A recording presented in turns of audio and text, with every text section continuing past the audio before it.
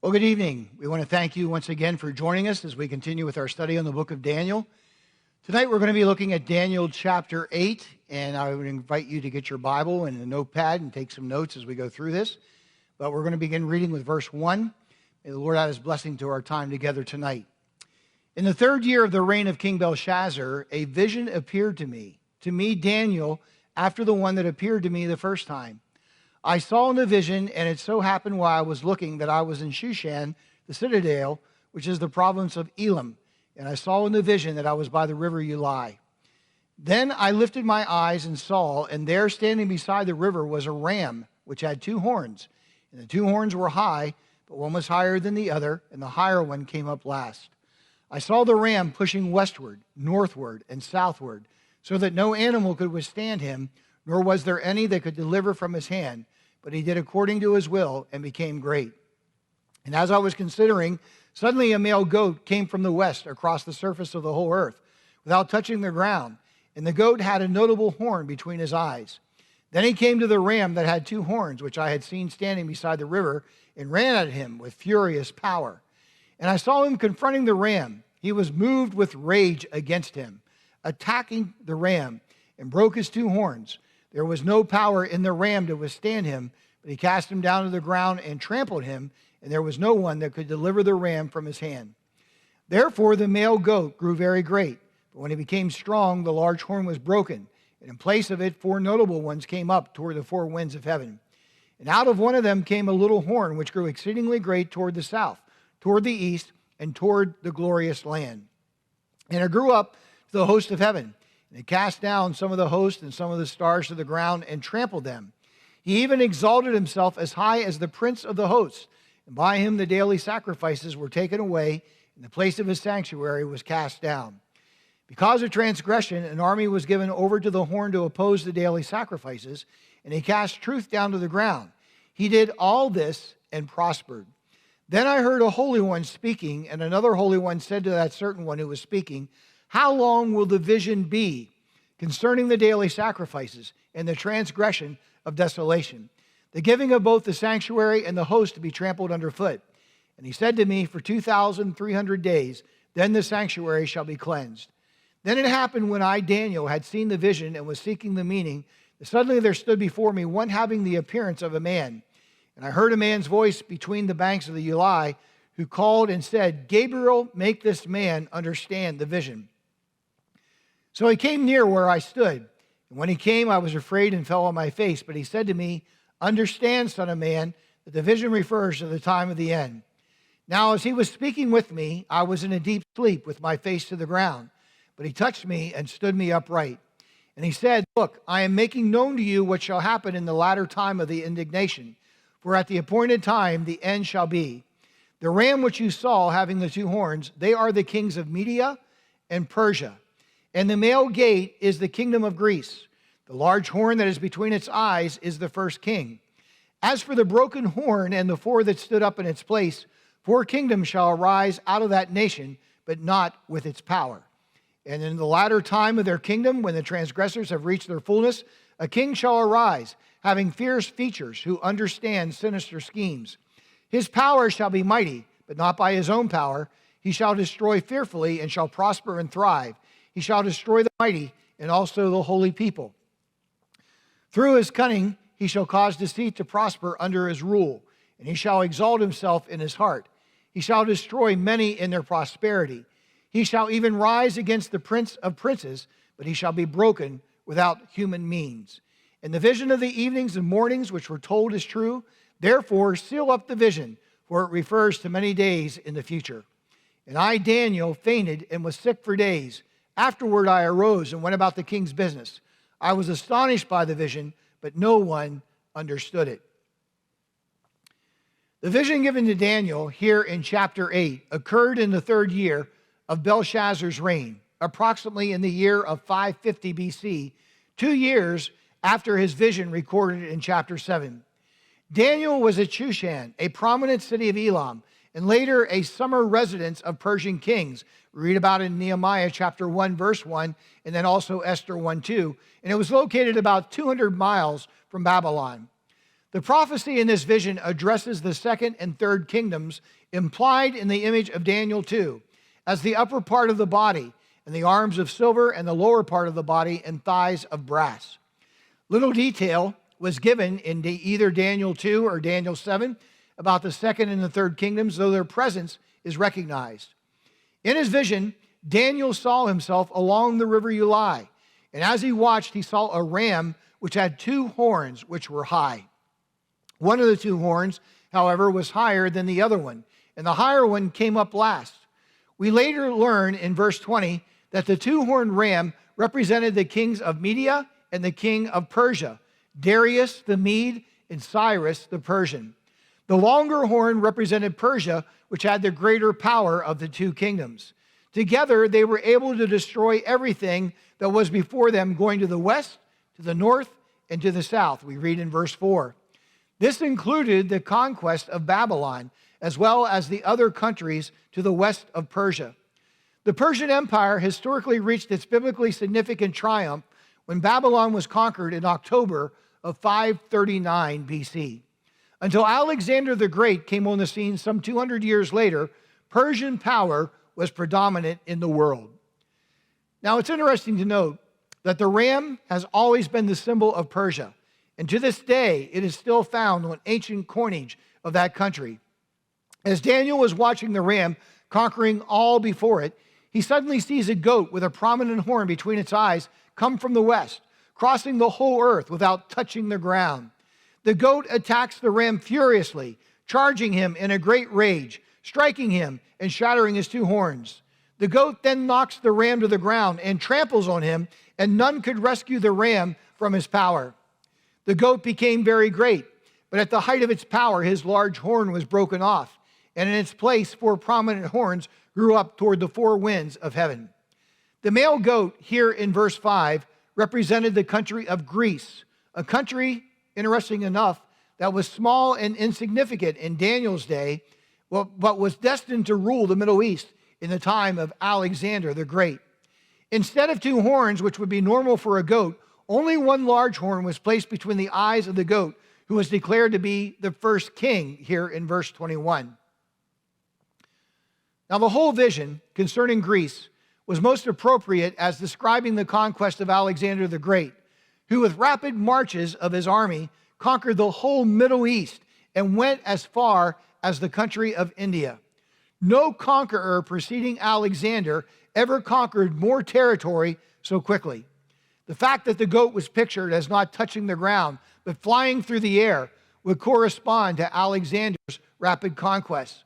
This was implied also in Daniel 7, where the third empire, Greece, was compared to a leopard, a very swift animal that in Daniel's vision was described as having four wings, implying great speed.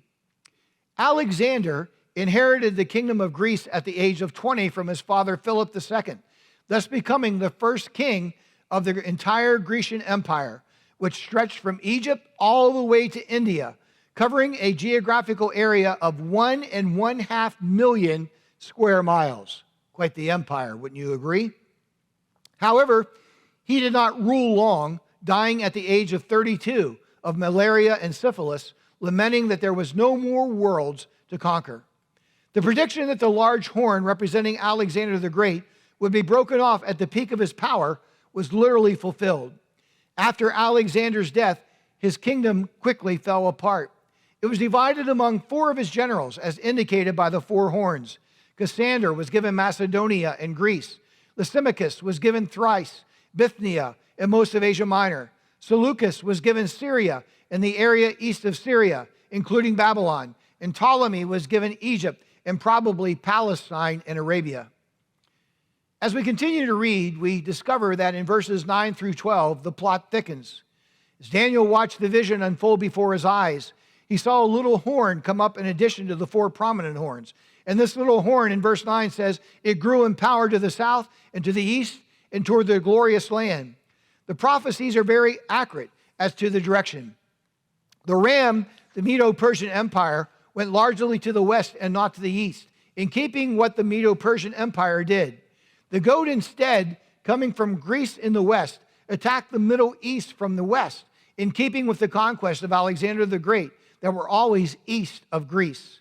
This little horn, however, mentioned here, manifested his power to the south and to the east and toward the glorious land, which is in reference to none other than the Holy Land or Palestine itself. Now, there's an obvious distinction between the little horn, which is mentioned here, and the little horn of Daniel chapter 7, verse 8. The little horn of Daniel 7 came out of the fourth empire, and in its final stage, which properly interpreted, still refers to the future. By contrast, however, the little horn of Daniel 8 came out of the third kingdom, the goat, and refers to prophecy that has already been fulfilled. Daniel reported further on the vision. Notice what it says here, picking up with verse 10 down through verse 12. Daniel says this, he said, "And it grew up in the host of heaven, and it cast down some of the hosts and some of the stars to the ground, and trampled them. He even exalted himself as high as the prince of hosts, and by him the daily sacrifices were taken away, and the place of his sanctuary was cast down. Because of transgression, an army was given over to the horn to oppose the daily sacrifices, and he cast down to the ground. He did all this and prospered." According to history, Antiochus Epiphanes set himself up as God, thus disregarding the starry host there in verse 10, or the powers of heaven.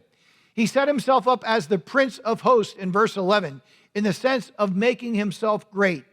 Antiochus took away and stopped the daily sacrifices offered by the Jews in the temple and desecrated their sanctuary, turning it into a pagan temple.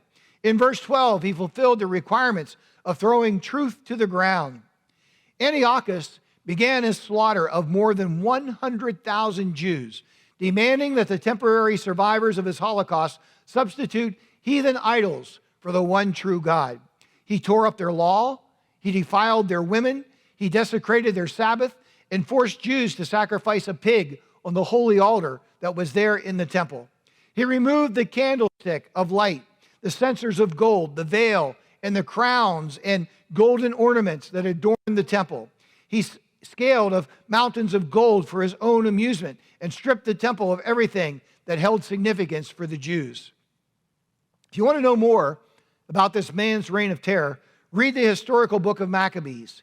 History has recorded that Antiochus, by taking the name Epiphanes, which means glorious one, assumed that he was God, much as the little horn of Daniel 7 will do in the future during the Great Tribulation.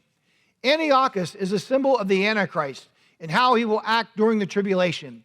The Antichrist will do his best to appear to be Christ in what will be one of the greatest masquerade attempts of all time.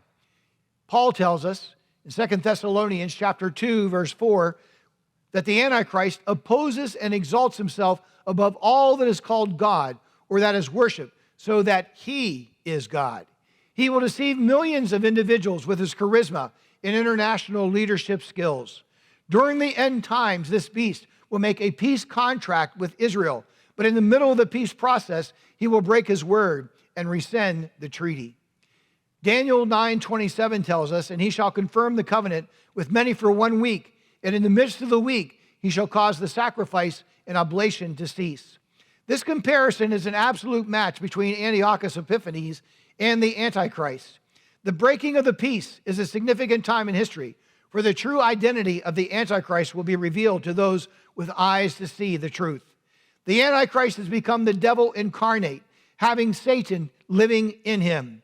That's when he will say, "I am God," just as a haughty maniacal Antiochus stamped coins with his own image in an attempt to promote his own deity. Remember that what has always wanted to do, to be like the Most High God there in Isaiah chapter 14, verses 12 through 14. That's why it was cast out of the third heaven, and why Jesus said, "I beheld Satan as lightning fall from heaven," in Luke chapter 10, verse 18. But remember this, my friend, the devil has never been successful in being God, although he has attempted many times. Beware of false prophets in today's society who tell you that you can become God or like a God. To be forewarned is to be forearmed. However, bear in mind the day of the Antichrist is rapidly approaching. Daniel overhears one saint ask another saint in verse 13, "How long will this little horn be allowed to carry on its transgressions of desolation, for both the sanctuary and the host to be trodden underfoot?" This was the key question, as far as Daniel was concerned. The answer that he received was 2,300 days, just under 6.5 years. And again, the Bible predicted these events to the very day. Antiochus Epiphanes wreaked havoc on the Jews from September the 6th, 171 BC, to December 25th, 165 BC, exactly 2,300 days. However, these 2,300 days have an even greater significance as we continue to unseal Daniel's vision of the end times here in chapter 8. In verse 16, Daniel hears a man's voice instructing Gabriel, an angel, to give Daniel the interpretation of the dream. This is the first mention of the angel Gabriel in Scripture. He also is mentioned again in Daniel chapter 9, verse 1, and in Luke chapter 1, verses 19 and 26. When the angel Gabriel comes to him, Daniel fell prostrate before him. Daniel was addressed as Son of Man, as instructed to understand that the vision concerns the end times here in verse 17. The encounter with the angel caused Daniel to go into a deep sleep, but Gabriel raises him to his feet. Gabriel then confirmed the interpretation of the ram and the goat and the details of the vision. Notice what it says here in verses 19 through 21. It says, "Then I wished to know the truth about the fourth beast, which was different from all the others, exceedingly dreadful, with its teeth of iron and its nails of bronze, which devoured, broke in pieces, and trampled the residue with its feet. And the 10 horns," I'm sorry, I'm in the wrong chapter. Let me try again. "And he said, Look, I am making known to you what shall happen in the latter time of the indignation. For at the appointed time the end shall be. The ram which you saw having the 2 horns, they are the kings of Media and Persia. And the male goat is the kingdom of Greece. The large horn that is between its eyes is the first king." As Gabriel's interpretation has been confirmed by history, it is comparatively easy to find a consensus of conservative interpreters relating this passage as referring to the Medo-Persia and to the Greece. Verses 23 through 26 has been the subject of endless discussion and differences of opinion following several interpretations. The first interpretation is that this has already been completely fulfilled in history by Antiochus Epiphanes. The second interpretation is that this represents a period entirely future, referring to the final world ruler. And last, that it is a prophecy concerning Antiochus Epiphanes, but in some sense, it has a double fulfillment because of the similarity between him and the end-time world ruler. Daniel described the wicked king of this prophecy as having fierce features and who understands sinister schemes here in verse 23. It is stated that he will become very strong, but not by his own power. He will cause astonishing devastation and will succeed at whatever he does. He will destroy the mighty men and the holy people. He will cause deceit to prosper, and he will consider himself to be superior. When they feel secure, he will destroy many and take his stand against the prince of princes. Yet he will not be destroyed, but not by human power. The description given here of this wicked ruler is very similar to what history records concerning Antiochus Epiphanes. He did have great power over the Holy Land in Syria, and for a time had power even in Egypt, until he had to withdraw because of Roman Empire pressure. Antiochus died, however, in 164 BC, while on a military campaign, but his death was by natural causes, indicating that he will be destroyed, but not by human power. Daniel had been instructed in verse 17 that the vision was true, but he was instructed, seal up the vision, for it concerns the distant future in verse 26. This passage, though fulfilled by Antiochus, was also typical of the description of the future role of the coming Antichrist, the man of sin, the dictator of the entire world during the last 3.5 years before the second coming. Some scholars believe that this also has prophetic overtones and anticipates the climax of the ages. While the controversy cannot be completely settled, it can be understood that this prophecy is certainly an illustration in history of what will take place in prophecy in the yet future Great Tribulation. Like Antiochus, the final world ruler will claim to be God. He will persecute the Jews, will stop Jewish sacrifices, and will be an evil character. In verse 27, Daniel, who had been brought through tremendous emotional strain in the course of receiving this vision, wrote the following. He says here in verse 27, "And I, Daniel, fainted and was sick for days. Afterward I arose and went about the king's business. I was astonished by the vision, but no one understood it."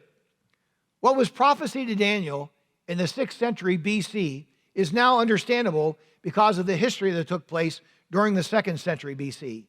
Daniel the prophet was not only revealing the tremendous prophecies concerning the times of the Gentiles, embracing the 4 great empires, beginning with the Babylonian and ending with Rome, and the final destruction of Gentile power by the second coming, but also Daniel received in the 3rd vision, in the next chapter, a detailed chronology of Israel's future, culminating in the second coming of Jesus Christ.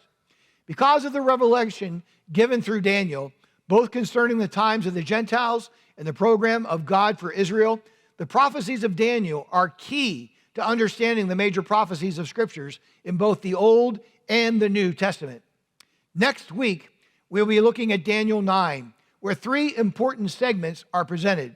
First, the approaching fulfillment of Israel's return to the Promised Land in verses 1 and 2. Second, the remarkable prayer of Daniel in view of the approaching fulfillment of prophecy in verses 3 through 19. And then last, the important prophecy concerning the 77s of Israel's future, culminating in the second coming of Jesus Christ.